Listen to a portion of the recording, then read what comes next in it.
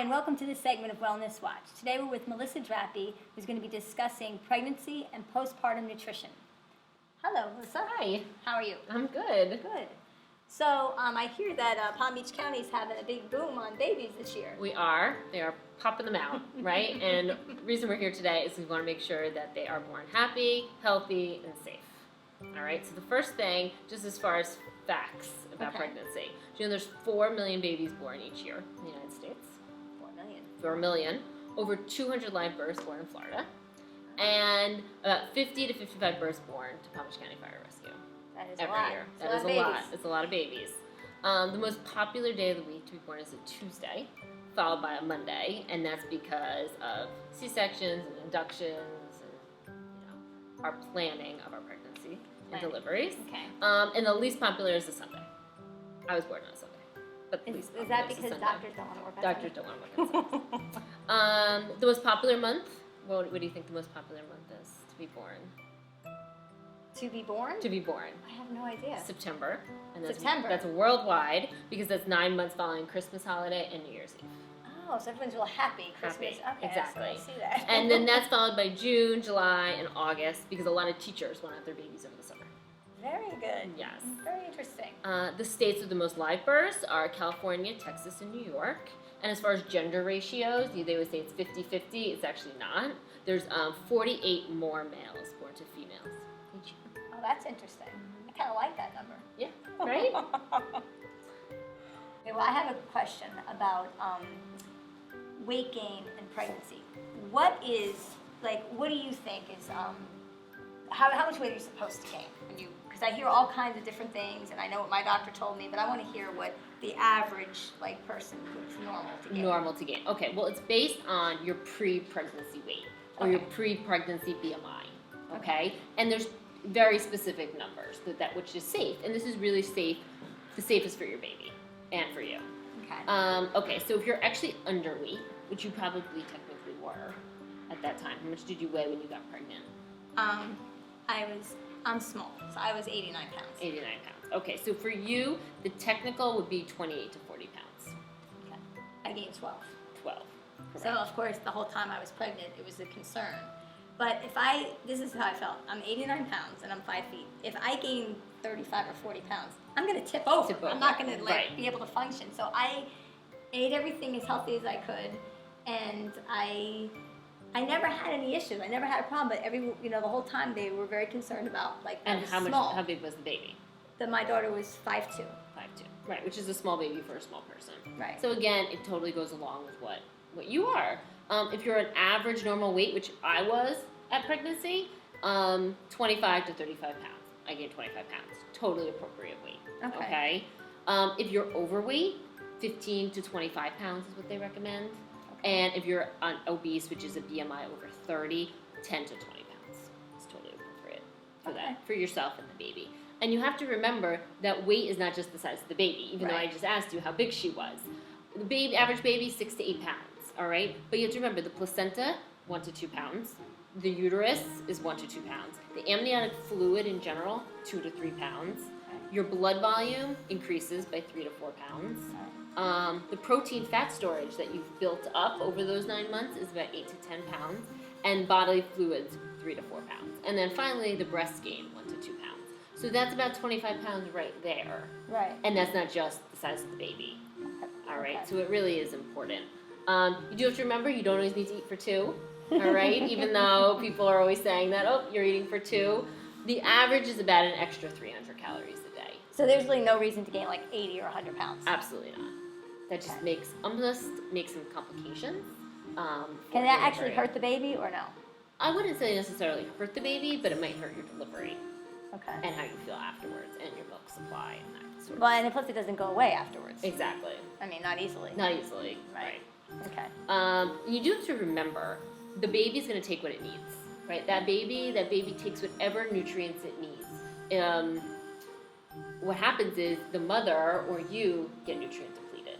And that's why we need those extra 300 calories. And that's why all the foods I'm going to talk about are nutrient dense, rich, high in protein, good foods. So that's another question. So when you say 300 calories, is it, because I've heard, you need to eat an extra 1,000 calories, you need to eat an extra 500. I mean, how many really do you need to eat? It's about extra 300 calories a day, which is kind A of day. like an extra 2 snacks or an extra meal. And like, so what do you suggest? Like, okay, so an extra 300 calories, you want them to be nutritious. Nutritious, dense calories. We're not talking, So pickles when you and say ice snack, cream. you're not saying snacks like ice cream snacks. You're talking like healthy, like fruit snacks or something Exactly. that the body's going to get some nutrients out of. From. Okay. So the first one, beans, right? Beans, very nutrient dense, small amount of food. You also have to remember, yes, a lot of pregnant women are very hungry. A lot of pregnant women are also very nauseous. Right. And a lot of pregnant women, even if you're not nauseous, you may feel very full very quickly because all of your stomach is kind of crunched, for lack of a better term. So something like beans, very nutrient dense, and you can eat small amounts. Okay. Salmon, has a lot of DHA and a lot of protein, vitamins, all kinds of things. Sweet potatoes. Sweet potatoes are awesome. First of all, it's really great to learn how to make sweet potatoes because babies love sweet potatoes. I like sweet potatoes. I like sweet potatoes too. And they're full of fiber and they're full of nutrients. And again, you can make a big one and eat a quarter of it. And that is something really easy to get down, first of all, and something that doesn't make you feel that like fullness. Right. And getting all your nutrients. When I was pregnant, I noticed if I ate small meals, Right. every other hour. The stomach gets really full. Yeah, you can't eat a lot. If I ate too much, I didn't feel good. And then if I waited, because sometimes I have a problem with like waiting to eat. Like I take, like all of a sudden it's like, whatever time it is and I didn't eat lunch yet. That's really bad because then you feel really not good either. And especially if you're pregnant. Yeah, it's not good. Whole grains. Obviously, whole grains are better than your white breads and white starches. However, you do have to remember that they still don't have that many nutrients. So I hate for people to fill up on whole grains instead of filling up on your fruits and your veggies because those are just that much better for you. Right. Your dark leafy vegetables, spinach, kale, green beans, just regular lettuce, anything like that, really, really healthy for you. I ate a lot of spinach. A lot of spinach, and absolutely. salmon. That's what I ate a lot of. Very good. Lean meats. Lean meat, chicken, salmon, and temple fish. And how about my favorite thing? Sushi. I was Sushi. told, no. Yep, no, because it's still made in the same cabinets, in the same kitchen as a lot of their raw fish. Right. So you really do need to kind of stay Yeah, I didn't have any sushi, but that was like the hardest. I love sushi, and that was like my favorite thing. But it's funny, once you start once I was pregnant, like once I got into like by 4 or 5 months, I stopped wanting like the stuff that I really shouldn't have, and you start wanting weird stuff. Like I liked tapioca pudding. I wanted and who wants tapioca pudding? Not me. But I wanted that, and I love chocolate. I didn't like chocolate. I know your taste buds change, your smells change, a lot of stuff change. I remember I couldn't open my freezer. The smell of the freezer. You would have thought the smell of the fridge. Right. But no, it was the smell of the freezer. So I wasn't getting ice cream anyway because I couldn't open the freezer. Another thing to think about as far as like nutrient dense, small amounts of foods is something walnuts or almonds. Very, very nutritious, and you don't feel that full. And you can take those with you. And you can take them with you. Right. It can be a breakfast. You don't have to breakfast for breakfast.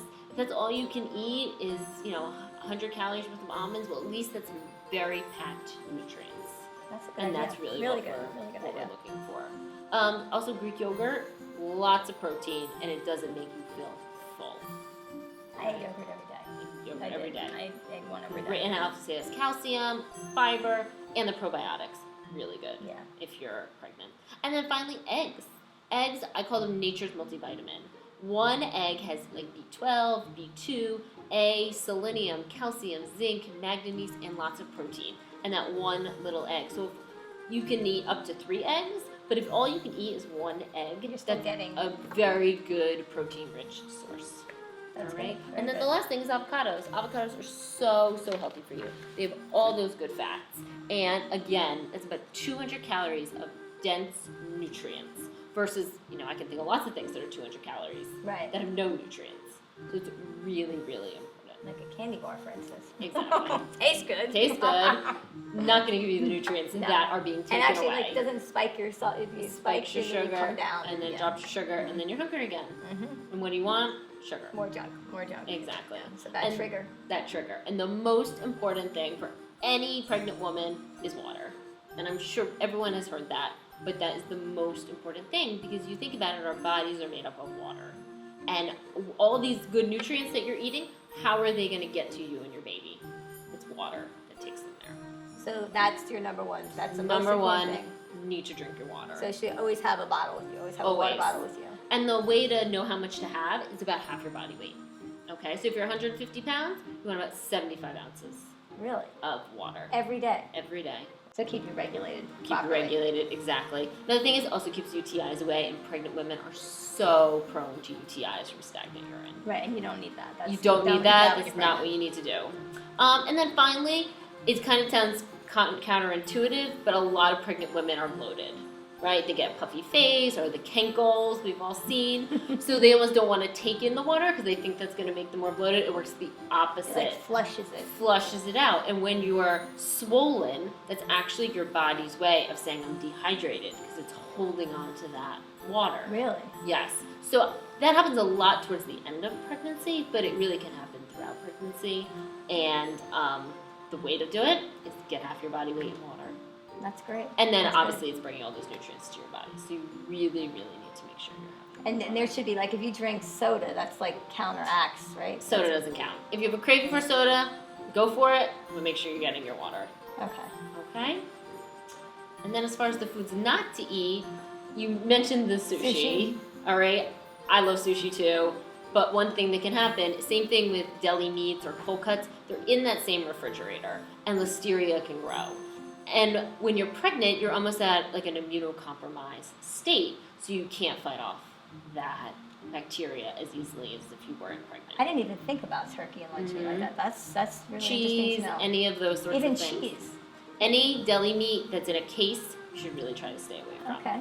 All right? Okay. Like for sandwiches, you're much better off getting 10 pounds of chicken and making grilled chicken for you for the week for lunch. Vegetables in a bag, like broccoli. you know, Sure. That's fine. Right, we're talking those deli cases. Deli cases. Deli cases. Okay. Raw or runny eggs, I just talked about how healthy eggs are. You want them hard boiled or fried or over hard. You don't want the runny yellow stuff No. because that can carry salmonella. All right. Okay. Soft cheeses, feta, brie, goat cheese. Again, that they're made often with unpasteurized milks, Okay. right? And you certainly You don't want You don't want that. anything No. like that. And then high mercury fish. Now, you need to talk to your doctor about this, see what their standards are, but that includes swordfish or tuna or the canned albacore white tuna. Most doctors say it once a week at the most, but then a lot of people, same thing with the sushi, like we're saying just stay away from it. Right. A lot of doctors are staying away from So it. I would just get my doctor's opinion. To on get it. your doctor's opinion, exactly. Spicy foods, not that that's so bad for your baby, but it might be bad for you. So if something's bothering you, don't eat it. And then finally, same thing with caffeine. Most doctors say 1 to 2 cups is fine, but again, just really get their opinion because Right. they kind of know you better than we know you, and these Right. are just the standard information. And my doctor was really ultra conservative. He told me no of everything. Right. So I And then just I did some what are he not. said. You know, Right. just like with alcohol, he said no, and I said no. Fine. Exactly, that's the best way to go. Yeah. I'll listen to your doctor. Okay, so well, I heard a rumor Mm-hmm. that we now have our insurance now has free breast pumps because when I was pregnant, I paid $249 for my breast pump, and this is a great benefit. It's awesome. I rented one for a lot of money. So these are our new breast pumps. They are hospital grade. They're actually tankless, which means that the milk does not hit the top. Really? Okay? So you do still need to wash it, but you don't need to wash the tubing or the top. Oh, that's great. Just the flange and the bottle. Oh, that's fantastic. Yeah. It is fantastic because cleaner the better. Oh yes, absolutely. The other thing is they can go in the dishwasher, but these are the actual bottles that come with it, but any standard bottle will fit this. So you can Okay. just pump it and give it to them. It doesn't matter whatever kind of bottle that you buy. That's really good. That's Okay. really. And I mean, it's really important because so many people go back to work, or you want your partner to be able to feed them, or your mother, and it's just a really good way to maintain breastfeeding because they do say breast is best, even though formulas in general are also very healthy. You know, it depends on your lifestyle and your baby and what they can establish. So we have to eat 500 additional calories to maintain our milk. Correct. And now those 500 calories, you want them to be nutrient dense. You don't want them to be ice cream and cake. You want them to be a lot of the same foods we just went over in pregnancy. So, such as oatmeal or eggs. I mentioned eggs already. Your leafy greens, berries, coconut oil. Coconut oil is actually great because it has lauric acid in it, which is actually a component of breast milk. Okay. So it's good for you in general. It's very good for you if you're breastfeeding. That's good to Almonds, again, small protein-packed foods. So you can just have like a couple of packs of nuts, really. Absolutely. And just have them available, and then just. But you do want to vary it because they have certain nutrients, other foods have other nutrients. Okay. But it's a great protein-packed food. Fish, fruit in general, quinoa, avocados, yogurt, and then seeds. Seeds very similar to nuts. An easy thing to grab, lots of nutrients, lots of protein, small amounts. Okay. Very good. Very good to know. And then also remember, same thing. Continue your prenatal vitamin. Still has those same nutrients that you took. And do you just do that the whole time you're breastfeeding? Primarily. Again, you want to ask your doctor, but that's pretty standard. Okay. And then the water, same thing. When you're pregnant, you want to make sure you get enough water because those nutrients are taken to you and the baby. Same thing with breastfeeding. Water takes all those nutrients to your milk. So you really, really want to make sure. And you should still be drinking half of your body weight. Half your body weight. That's standard for everybody. Okay. But especially in pregnancy. Okay.